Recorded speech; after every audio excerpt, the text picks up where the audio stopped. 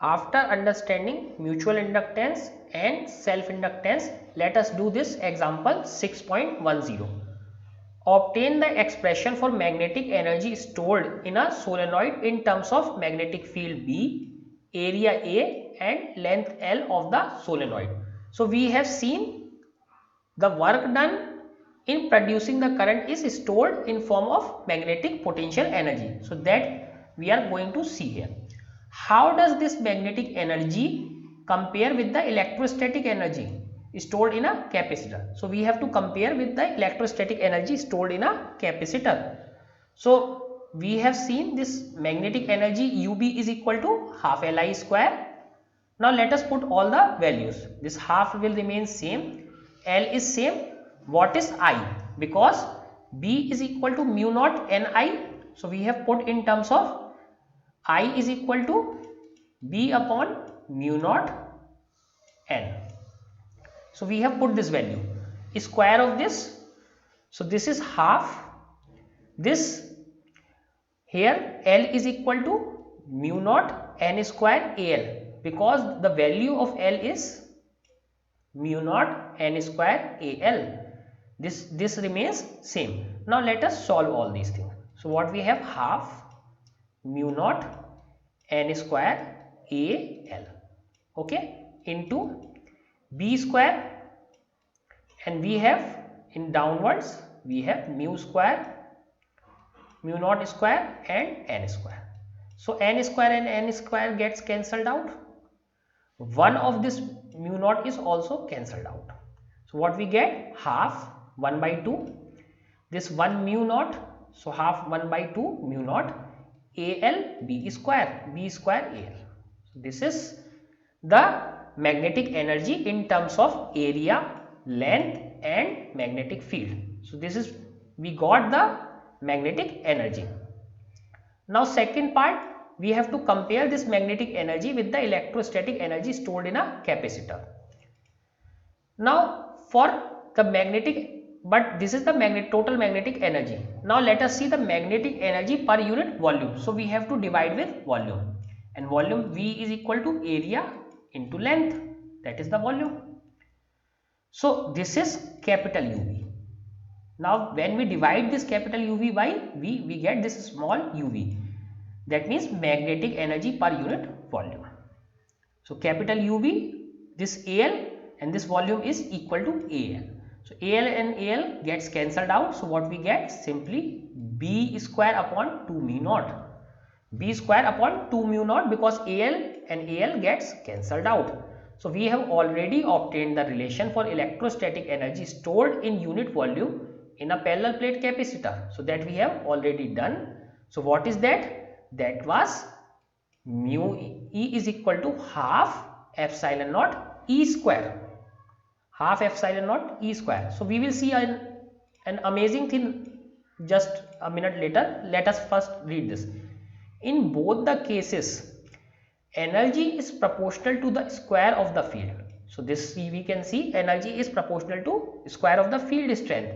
Equations 6.20 and 2.77, this and this, have been derived for special cases. So we have derived for special cases a solenoid and a parallel plate capacitor. So for inductance we have considered a solenoid, and for this we have considered a parallel plate capacitor respectively. But they are general and valid for any region of space in which a magnetic or electric field exists. So we have derived for special cases, but they can be applicable everywhere. Now let us compare these equations. So if you remember the equivalence that we have considered, so now let us see the equivalence. Let me remove all these things. Then we have the equivalence.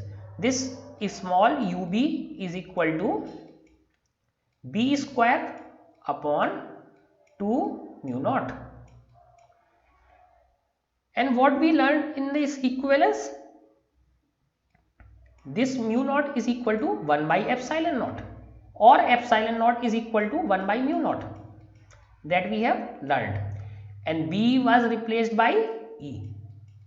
If we do this substitution, let us see what happens. this mu ub will become ue, b is changed by e, so e square, 2 will remain same, and this mu naught will be changed by 1 by epsilon, so 1 by 1 by, so we get epsilon naught e square by 2, so half epsilon naught e square. So both the equations are perfectly equivalent to each other. One is for electrostatic field, another one for the magnetic field. Our next topic is AC generator. So to understand AC generator, let us understand its figure first. What is an AC generator? So let us see the figure. So here is the figure of an AC generator. But before understanding this figure, we have to understand one more thing. So let us understand that thing first. So from Faraday's law, we know this epsilon is equal to minus d phi b upon dt. This we know. Okay. So what is the meaning of this? This meaning that to produce an EMF, we need to change the flux. We need to change the flux. And what is this flux? Magnetic flux is simply B dot A. Both are vector quantities. And when we write in this form, so BA cos theta.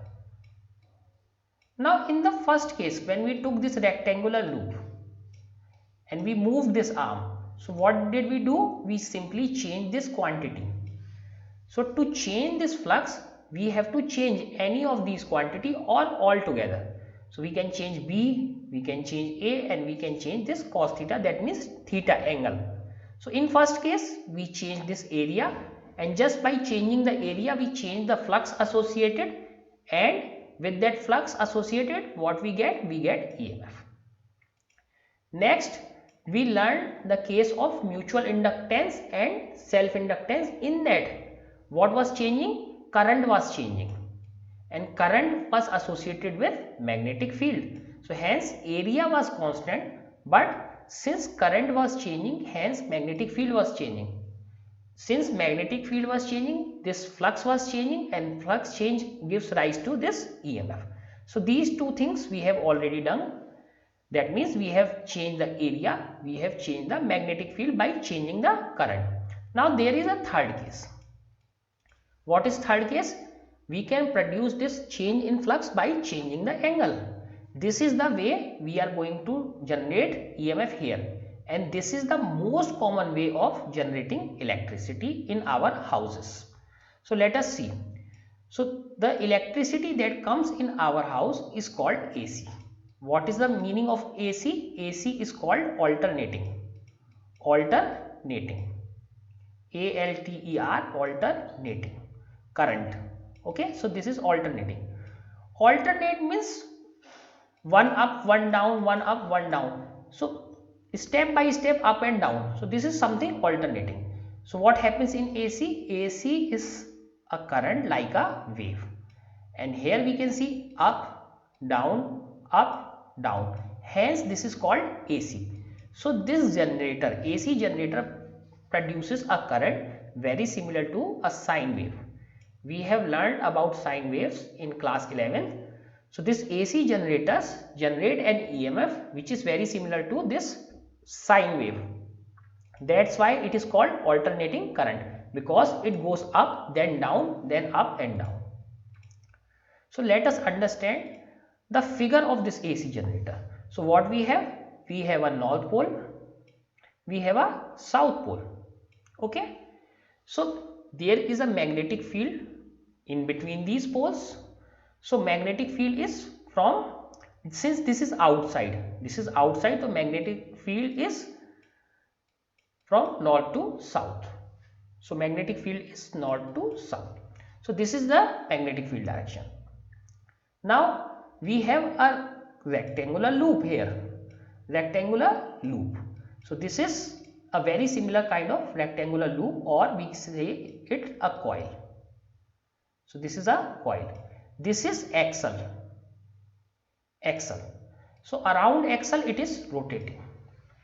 So what will rotation do? Rotation will change the angle theta. With the help of this rotation, we will change the angle theta. So this is south, this is north, this is coil with an area. Now if you see this area, so at this position, the normal to the area is in this direction and magnetic field is in this direction. Both are perpendicular, hence flux crossing it to be 0. Now let us see a second case when this is something like this. Uh, this is something like this and magnetic field is in this direction. Also the area vector is in same direction, then maximum flux will be passing. Maximum flux will be passing this area. So BA. So cos theta is 0. So we are rotating this between two conditions, this 0 flux and maximum flux. When it is at 90 degree we get maximum flux, when it is at 0 degree we get no flux, and we are rotating this. So in this way we are getting change in flux. Now let us see the constructions. So this is a coil, we have a north magnet, we have a south magnet, we have an axle. Around this axle this is rotating. This is rotating clockwise. This is our coil. This is in uniform magnetic field. So again B is uniform, area is not changing, A is also uniform. So B is constant, A is constant. What is changing? Changing is theta, and theta affects the cos theta. So cos theta is changing, angle is changing. This coil is attached to these two parts. These are called carbon brushes. These are called carbon brushes. So one is attached to this, one part of the coil is attached to this brush and second part is attached to this. So one will definitely be positive, another will be definitely be negative. So we get EMF at these ends, and when we plug, so what we get? We get electricity. These are called slip rings.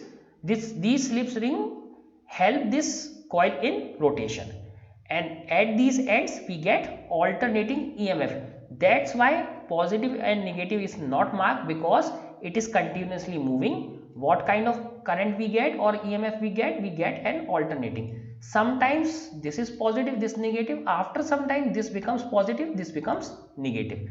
So this is the construction of an AC power generator.